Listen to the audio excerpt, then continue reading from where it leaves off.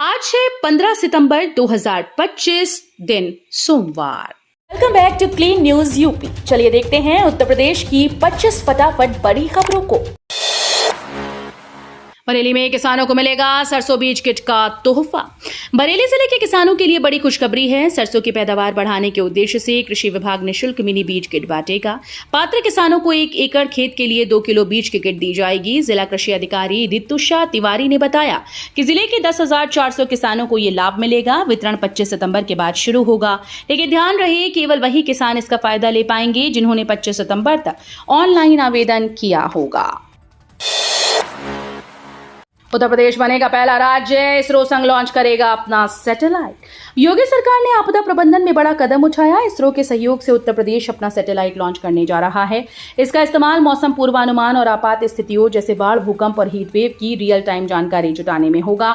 इस सैटेलाइट से राहत और बचाव कार्यों में तेजी आएगी और प्रभावित लोगों तक समय पर मदद पहुंच पाएगी। खास बात यह है कि आपदा प्रबंधन के लिए सैटेलाइट लॉन्च करने वाला उत्तर प्रदेश देश का पहला राज्य बनने जा रहा है। सड़कों पर 70 करोड़ की सौगात, 8 नए रूट्स पर दौड़ेंगी बसेस। यूपी के जिले में विकास को नई रफ्तार मिलने जा रही है। शासन से 70 करोड़ रुपए का बजट जारी हुआ, जिसके तहत 94 गांवों की 162 किलोमीटर लंबी सड़कों की मरम्मत, चौड़ीकरण और नई सड़क निर्माण होगा। लोक निर्माण विभाग इन कामों को जल्द शुरू करेगा। वहीं रोडवेज ने भी ग्रामीणों के लिए राहत दी। 8 नए रूट पर बस सेवा शुरू की गई, जिससे छाता, नौझील, गोवर्धन राया, चौमुहा ब्लॉक के गांव सीधे जुड़ेंगे। अब ग्रामीणों को परिवहन की सुविधा घर के पास मिलेगी। यूपी के स्कूल्स में हर रविवार श्रमदान, योगी सरकार की अनूठी पहल। मुख्यमंत्री योगी आदित्यनाथ सरकार ने बच्चों में अनुशासन, जिम्मेदारी, सहयोग की भावना विकसित करने के लिए एक अभिनव कदम उठाया। प्रदेश के सभी जयप्रकाश नारायण सर्वोदय विद्यालयों और राजकीय छात्रावासों में हर रविवार श्रमदान कार्यक्रम शुरू किया गया। समाज कल्याण राज्य मंत्री असीम अरुण के निर्देशन में ये पहल प्रधानमंत्री नरेंद्र मोदी के स्वच्छ भारत मिशन को नई गति देगी। अब विद्यार्थी न सिर्फ पढ़ाई में आगे होंगे, बल्कि समाज सेवा और स्वच्छता की मिसाल भी बनेंगी। ग्रेटर नोएडा में बनेगा नया 3 लेन का पुल, आसान होगा सफर। ग्रेटर नोएडा के लोगों के लिए बड़ी खुशखबरी है। सेक्टर P3 गोल चक्कर के पास सवालिया नाले पर बना पुराना पाइप पुल अब बदला जाएगा। ग्रेटर नोएडा प्राधिकरण ने यहां नया 3 लेन का RCC पुल बनाने की मंजूरी दी। पुल की लंबाई होगी 25 मीटर, चौड़ाई 10.50 मीटर और ऊंचाई 3 मीटर ज्यादा होगी। इसके बनने से सेक्टर P3 से ओमेगा-1 की ओर जाने वाला रास्ता होगा और भी सुरक्षित और आसान। लाखों लोगों को रोजाना यातायात में सीधे फायदा होगा। IIT कानपुर की अनोखी चिड़िया दुश्मनों पर रखेगी पैनी नजर। IIT कानपुर ने एक और कमाल कर दिखाया। संस्थान के शोधार्थियों ने पक्षियों जैसी दिखने वाली ऑर्निथोप्टर चिड़िया बनाई है, जो पंख फड़फड़ाकर उड़ान भर सकती है। ये तकनीक पूरी तरह से स्वदेशी है और निगरानी के लिए इस्तेमाल होगी। प्रोफेसर देवोपम दास के मार्गदर्शन में शोधार्थी शमन दास ने इसे तैयार कर लिया है। इसका सबसे छोटा मॉडल सिर्फ 5 इंच का है, जबकि सबसे बड़े का पंख 1.6 metre. Global capability centres innovation summit 2025 में इसका शानदार प्रदर्शन किया गया। समर्थ यूपी अभियान को जनता का साथ, शिक्षा और कृषि पर सबसे ज्यादा सुझाव। योगी सरकार का समर्थ उत्तर प्रदेश विकसित उत्तर प्रदेश 2047 अभियान जनता के बीच बड़ी सफलता पा रहा है। प्रदेश के सभी 75 जिलों में नोडल अधिकारियों और प्रबुद्ध जनों ने छात्रों, शिक्षकों, किसानों, व्यवसायियों, आम लोगों से संवाद किया। अभियान के पोर्टल पर अब तक 1.25 लाख से ज्यादा फीडबैक मिले। इसमें 88,000 ग्रामीण और 24,000 शहरी क्षेत्रों से हैं। खास बात यह है कि सबसे अधिक यानी 41,000 सुझाव शिक्षा से जुड़े हैं, जबकि कृषि पर भी बड़ी संख्या में सुझाव आए हैं। अयोध्या में सुकन्या समृद्धि अभियान, बेटियों के उज्जवल भविष्य की पहल। अयोध्या में बेटी बचाओ बेटी पढ़ाओ अभियान को नई गति मिली है। उदया पब्लिक स्कूल में सुकन्या समृद्धि खाता और आधार बनाने का विशेष कैंप लगाया गया, जहां दर्जनों बच्चियों के खाते खोले गए। डाक विभाग के मंडलीय कार्यालय के प्रवर अधीक्षक हरिकृष्ण यादव ने बताया कि एक सप्ताह में 5,378 सुकन्या खाते खोले जा रहे हैं। जिन्होंने कहा, बेटियां समृद्ध होंगी तभी देश खुशहाल। भारत सरकार की ये योजना बेटियों के सुरक्षित भविष्य और आर्थिक सशक्तिकरण की दिशा में अहम कदम साबित हो रही हैं। यूपी में रूफटॉप गार्डनिंग योजना, शहरी छतों पर खिलेगी हरियाली। योगी सरकार अब शहरी इलाकों में खेती को प्रोत्साहन देने जा रही है। ग्रामीण क्षेत्रों की तरह अब शहरों की छतों पर सब्जियां, फल, औषधियां, पौधे और मसाले उगाने के लिए विशेष योजना तैयार की जा रही है। उद्यान, कृषि विपणन, कृषि निर्यात राज्य मंत्री दिनेश प्रताप सिंह ने उद्यान निदेशालय की बैठक में रूफटॉप गार्डनिंग योजना बनाने के निर्देश दिए। शुरुआती चरण में इसे पायलट प्रोजेक्ट के रूप में कुछ जिलों में लागू किया जाएगा। इस पहल से शहरों में लोगों को ताजा और सुरक्षित खाद्य पदार्थ घर पर ही मिलेंगी। प्रयागराज का हिंदी सेवा में ऐतिहासिक योगदान, साहित्यकारों ने रचा स्वर्णिम अध्याय। हिंदी भाषा को समृद्ध बनाने में प्रयागराज का योगदान स्वर्णिम अक्षरों में दर्ज है। यहाँ की धरती ने ऐसे पुरोधा दिए जिन्होंने नन्हे पौधों को वट वृक्ष बना दिया। भारत रत्न महामना पंडित मदन मोहन मालवीय, पंडित बाल कृष्ण भट्ट, आचार्य महावीर प्रसाद द्विवेदी, निराला, महादेवी वर्मा और सुमित्रा नंदन पंत जैसे मनीषियों ने हिंदी साहित्य को नई पहचान दी। प्रयागराज में जन्मे या यहाँ रहकर अपना जीवन हिंदी के लिए समर्पित करने वाले इन महान हस्तियों की वजह से हिंदी पुष्पित पल्लवित होकर आज वैश्विक मंच पर गौरव से खड़ी है। रामपुर में बड़ा घोटाला, सरकारी गाड़ियों के नंबर निजी वाहनों को जारी, एआरटीओ पर कार्रवाई तेज। रामपुर परिवहन विभाग में बड़ा घोटाला सामने आया। सरकारी गाड़ियों के लिए आरक्षित यूपी 22 बीजी सीरीज के नंबर निजी वाहनों को जारी कर दिए गए। जांच में खुलासा हुआ कि 9000 से ज्यादा रजिस्ट्रेशन नंबर निजी गाड़ियों पर इस्तेमाल हो रहे हैं। इस गड़बड़ी में एआरटीओ प्रशासन राजेश श्रीवास्तव और कुछ कर्मचारी जिम्मेदार पाए गए। परिवहन आयुक्त बीएन सिंह ने राजेश श्रीवास्तव के निलंबन और मेजर पेनाल्टी की संस्तुति शासन से की। अब विभाग में कई और अफसर भी कार्रवाई की जद में आ सकते हैं। IVRI का कमाल, सिर्फ ₹1 में मिलेगी मीट की ताजगी की पहचान। बरेली स्थित भारतीय पशु चिकित्सा अनुसंधान संस्थान ने एक अनोखी खोज की। संस्थान के वैज्ञानिकों ने स्वदेशी सेंसर किट तैयार की जो चंद मिनटों में बता देगी कि मीट ताजा है या बासी। खास बात यह है कि इस किट की कीमत ₹1 से भी कम होगी। प्लांट बेस्ड 2 इंडिकेटर से बनी ये किट खराब मांस के संपर्क में आते ही अपना रंग बदल लेती है।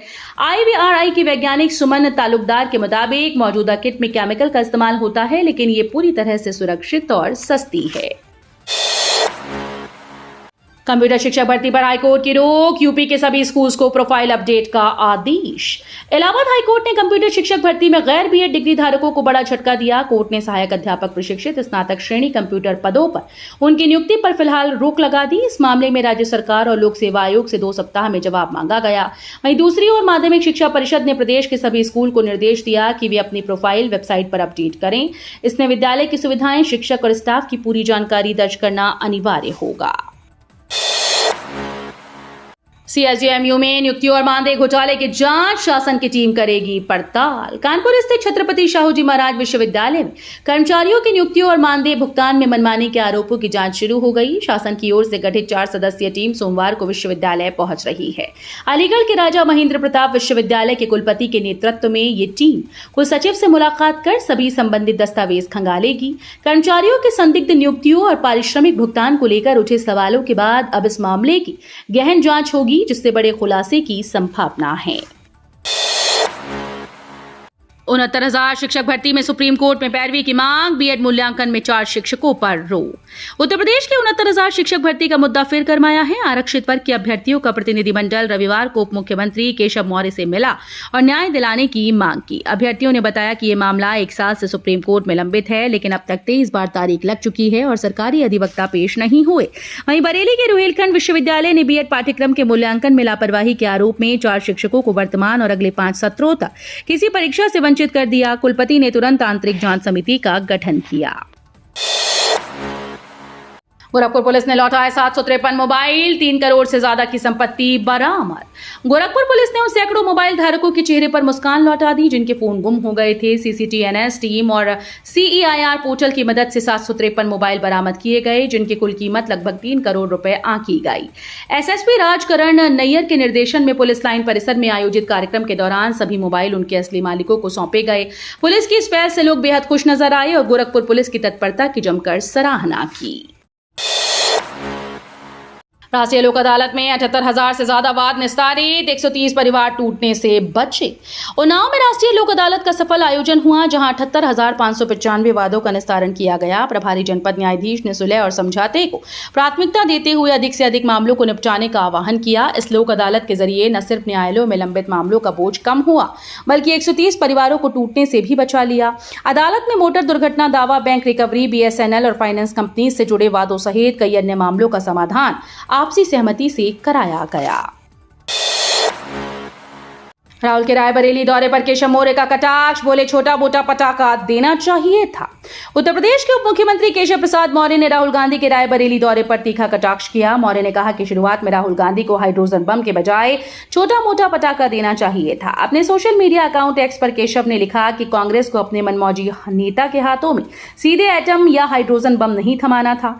इस टिप्पणी से राजनीतिक गलियारे में चर्चा तेज हो गई और ट्विटर पर भी हंगामा मचा हुआ है। कृष्णा पटेल 5वीं बार बनी अपना दल कमेरावादी की राष्ट्रीय अध्यक्ष। कौशांबी में अधिवेशन शुरू। कौशांबी के सयारा स्थित मां शीतला गेस्ट हाउस में अपना दल कमेरावादी का राष्ट्रीय अधिवेशन शुरू हो गया। अधिवेशन के पहले दिन पार्टी के संस्थापक और वरिष्ठ नेता कृष्णा पटेल को सर्वसम्मति से लगातार 5वीं बार राष्ट्रीय अध्यक्ष चुना गया। उनके नेतृत्व में संगठन को और मजबूत बनाने का संकल्प लिया। अधिवेशन में मौजूद नेताओं और पदाधिकारियों ने कृष्णा पटेल पर पूर्ण विश्वास जताया और कहा कि उनके मार्गदर्शन में पार्टी सामाजिक न्याय और किसानों के हितों की लड़ाई को मजबूती से आगे बढ़ाएगी।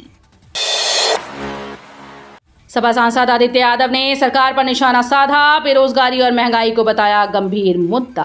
बदायूं में 3 दिवसीय दौरे पर पहुंचे सपा सांसद आदित्य यादव ने प्रेस वार्ता में केंद्र सरकार को आड़े हाथों लिया। उन्होंने कहा कि नेपाल में फंसे बदायूं के लोगों को सुरक्षित लाने के लिए उन्होंने सरकार को पत्र लिखा, जिसके बाद सभी सकुशल घर लौट आए।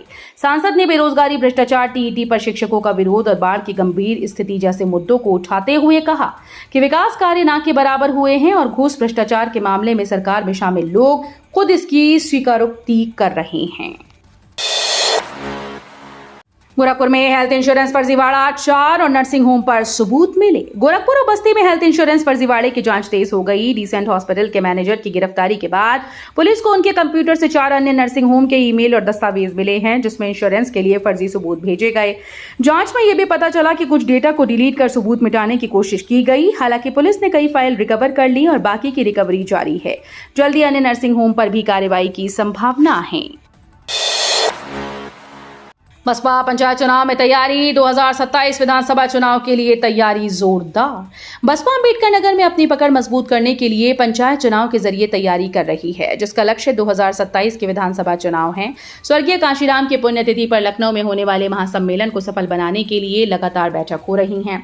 बसपा प्रदेश अध्यक्ष विश्वनाथ पाल सभी बैठकों में शामिल हो रही हैं, जिससे कार्यकर्ताओं का मनोबल बढ़ रहा है। वहीं पार्टी प्रमुख मायावती ने अपने समधी अशोक सिद्धार्थ को केंद्रीय कोऑर्डिनेटर बनाकर छत्तीसगढ़, हिमाचल, जम्मू कश्मीर और गुजरात में पार्टी मजबूत करने की जिम्मेदारी सौंपी है। नेपाल बॉर्डर खुला, 4 दिन बाद सामान्य हुई सीमा गतिविधियां। नेपाल में अंतरिम सरकार के गठन के बाद भारत नेपाल सीमा पर हालात धीरे धीरे सामान्य हो रहे हैं। सील रुपईडीहा बॉर्डर अब खोल दिया गया, जिससे नागरिक और मालवाहक वाहन दोनों देशों के बीच आवागमन कर रहे हैं। सीमा पर सुरक्षा और कड़ी जांच के बीच सभी को आगे भेजा जा रहा है। सीसीटीवी कैमरों से निगरानी की जा रही है। आईसीपी के पास लैंडपोर्ट में लगी ट्रकों की लंबी कतार अब लगभग समाप्त हो गई। 4 दिन के बाद सीमा पर सामान्य चहल पहल लौट आई।